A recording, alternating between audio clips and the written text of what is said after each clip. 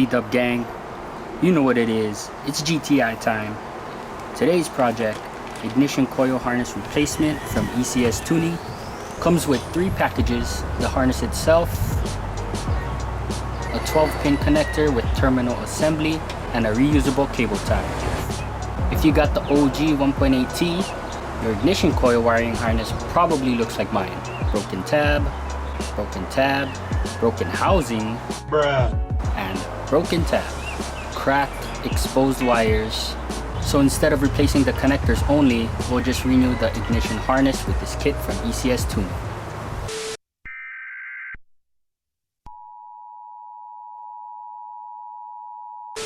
So before I actually dive into it, I want to go over the most important part of this project, which is the terminal assembly. This is where things can go wrong and give you problems. Your car may not start, or maybe it'll act funny. In your terminal kit, you'll get a set of 22 gauge and 14 gauge terminals with wire seals, also the connector itself. Now here's the important part. Looking at the design of these terminals, there will be 2 sets of tangs that'll hold the wire in place by crimping. The tangs in the middle is where the connection of the wire and the terminal will be made. The tangs on the end is where the wire seal will be. You want to make sure you have these connections properly secured, so a nice set of crimpers and wire stripper would come in handy. Check this out. It's a multi-function automatic wire stripper. Hands down, best stripper I ever had.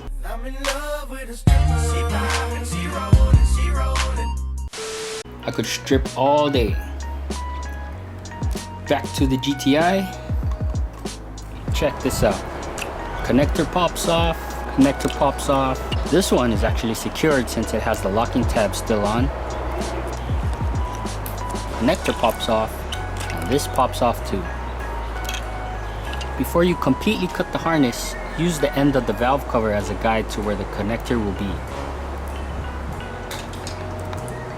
Once that's cut, if you follow the harness, there will be a set of wires going down to the transmission speed sensor. Remove that connector and you can pull the harness up front to get better access for the repair.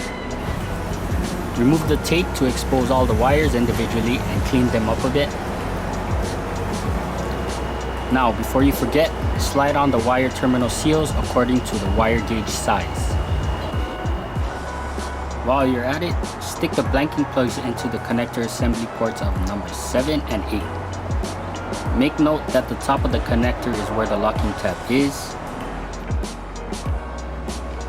Strip the ends of each wire about a 1/4 inch and begin crimping the middle tangs to secure a solid connection to the wire.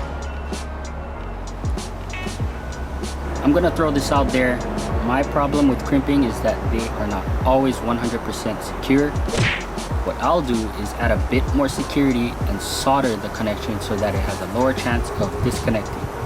If you do this, make sure you slide the rubber seal as far as you can down the wire so that it doesn't melt.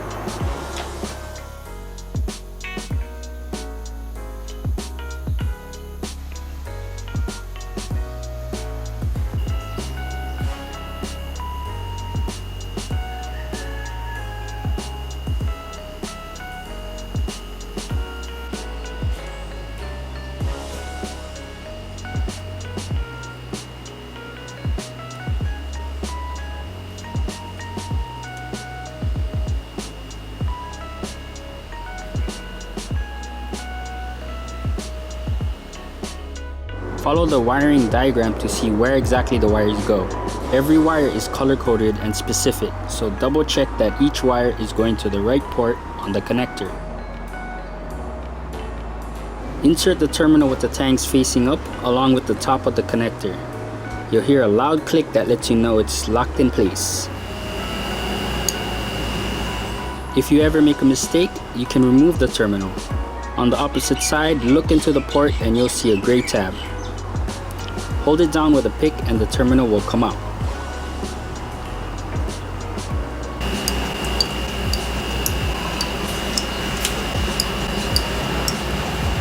Once you're done connecting everything, wrap your harness up and position it back into place. The zip tie is pretty simple.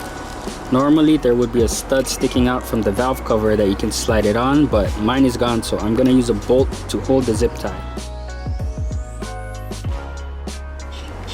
And then from there you can finally install the ignition harness.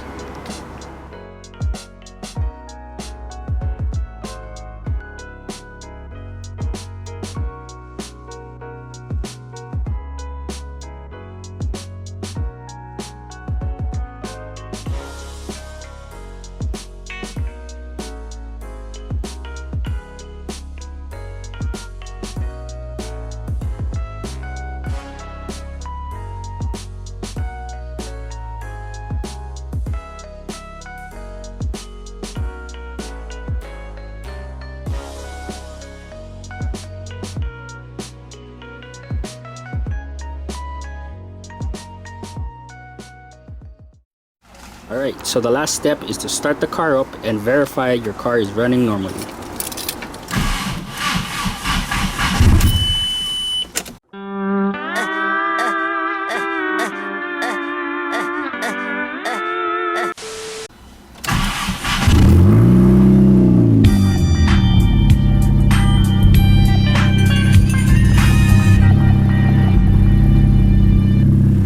And there you have it, it's good as new. So that's about it for this video, guys. One step closer to getting the GTI on the road. Leave a like, drop a comment, subscribe if you haven't, and hit that notifications. Mahalo for watching. I'll catch you guys later.